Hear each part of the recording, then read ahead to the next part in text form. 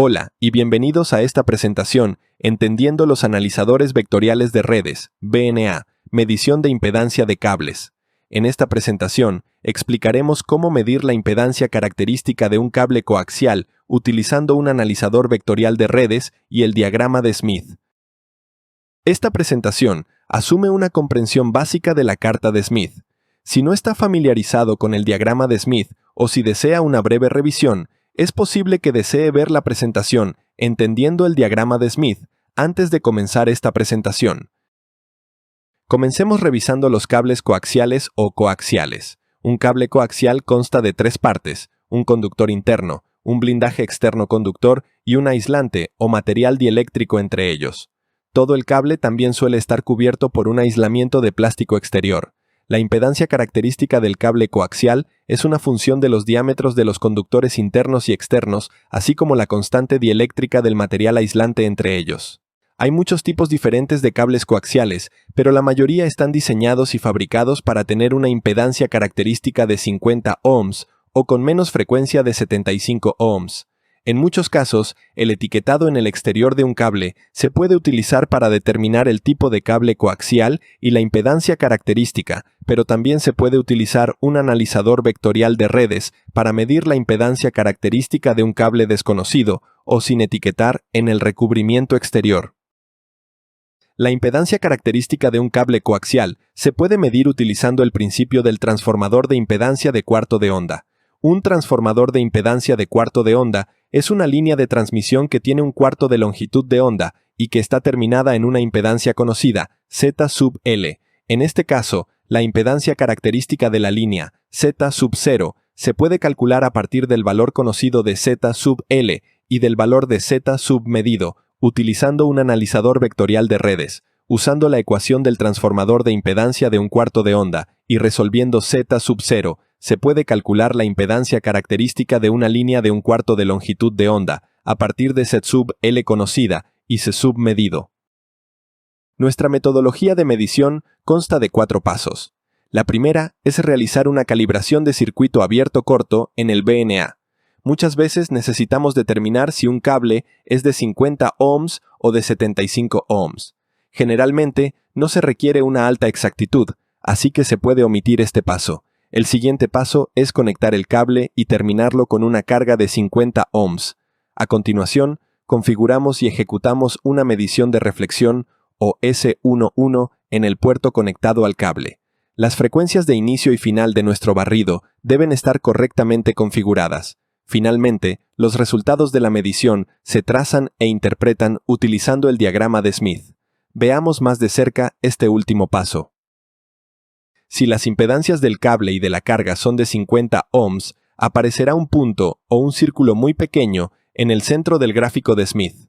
Este comportamiento generalmente ocurre en un amplio rango de frecuencias, aunque el punto puede agrandarse ligeramente a medida que aumenta la frecuencia máxima de barrido. ¿Qué sucede si el cable y la carga no son ambos de 50 ohms?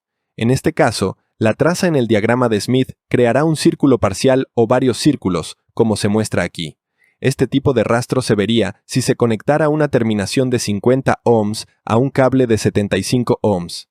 Tenga en cuenta que la longitud de la traza es una función del rango de barrido, es decir, las frecuencias de inicio y final configuradas por el usuario que se utilizan al realizar la medición. Para determinar la impedancia de nuestro cable, queremos configurar estas frecuencias de inicio y final de modo que la traza corte el eje resistivo una vez.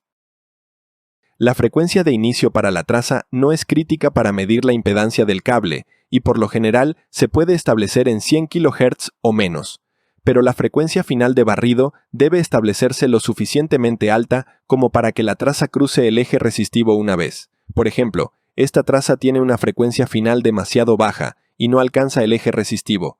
La siguiente traza tiene una frecuencia final demasiado alta, lo que lleva a múltiples cruces, pero esta última traza tiene una frecuencia final de barrido ideal, donde la curva cruza el eje resistivo una vez.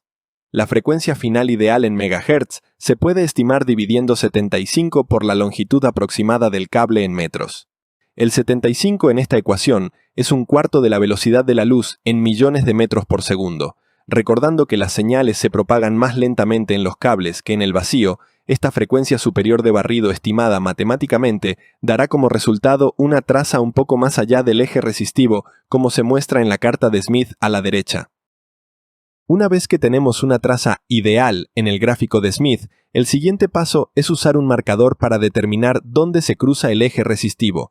Este valor puramente resistivo se usará para Zin, impedancia de entrada, y es de 120 ohms en este ejemplo. Tenga en cuenta que en muchos casos puede que no haya un punto de traza que corte exactamente en el eje resistivo, pero el uso del siguiente punto más cercano aún dará resultados aceptables.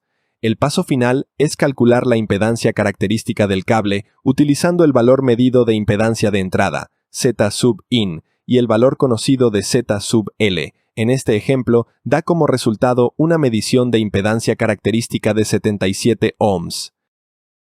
Terminemos con un breve resumen. La mayoría de los cables coaxiales comerciales tienen una impedancia característica nominal de 50 ohms, algunos de 75 ohms. Se puede determinar a partir del rotulado en el propio cable, pero también se puede medir utilizando un analizador de redes y el diagrama de Smith.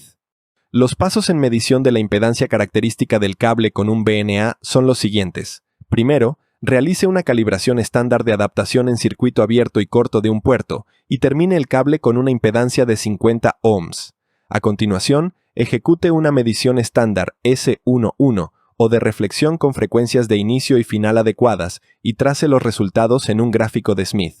Si el resultado es un punto o un pequeño círculo cerca del centro de la carta, la impedancia característica del cable es de 50 ohms. De lo contrario, utilice una marca para determinar el punto donde la traza cruza el eje resistivo.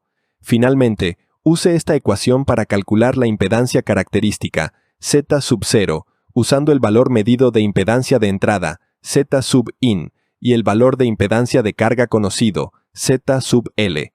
Aunque hemos utilizado cable coaxial en esta presentación, también se puede utilizar una metodología similar para otros tipos de cables. Con esto concluye nuestra presentación, entendiendo los VNA, medición de impedancia de cables. Si desea obtener más información sobre los VNA, otras mediciones de VNA o los analizadores de red de Rode & Schwartz, consulte los enlaces en la descripción del video. Gracias por mirar.